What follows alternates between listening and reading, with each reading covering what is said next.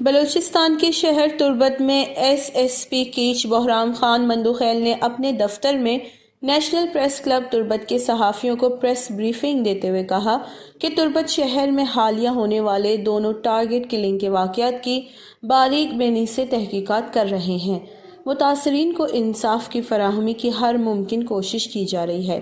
Police غیر مقامی اور مقامی کاروباری افراد سمیت شہریوں کی تحفظ کے لیے سر توڑ کوشش کر رہی ہے۔ لوگ پولیس اور سیکیورٹی فورسز سے تعاون جاری رکھیں، ہم مل کر شہر کو پرامن بنائیں گے۔ ان کا مزید کیا کہنا تھا، آئے جانتے ہیں۔ تو اسی سلسلے میں ہم نے جو پہلے بھی ہمارا بڑا ایک طریقے سے جو ہم نے پیٹرولنگ پلان ویسے ہی شہر کے لیے بنایا تھا، اس میں شہر میں پچھلے 4.5 مہینوں میں بہت زیادہ الحمدللہ امن و سکون رہا ہے۔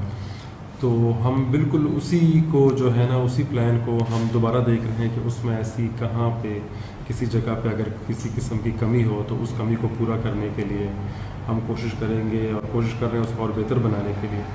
اور اس معاملے میں پولیس کے ساتھ باقی جتنی بھی یہاں لا انفورسنگ ایجنسیز ہیں ان کے ساتھ بھی ہماری جو ہے نا کافی میٹنگز ہو گئی ہیں، اور ہم ایک نئے پلان کے ساتھ بھی جو سامنے آئے ہیں، جس کو آپ اگلے کچھ دنوں میں آپ لوگوں کو نظر آئے گا کہ اس سے معاملات میں بہتری بھی آئے گی، اور ہماری پریزنس اور سیفٹی جو ہے لوگوں کی وہ شہر کے سڑکوں پہ نظر بھی آئے گی۔ S S P catch Bahram Khan کا کہنا تھا کہ کاروباری افراد سمیت عوام مطمئن رہیں، ہم پلاننگ کر رہے ہیں، امن و امان کے حوالے سے لوگوں کو جلد ہی تبدیلی نظر آئے گی۔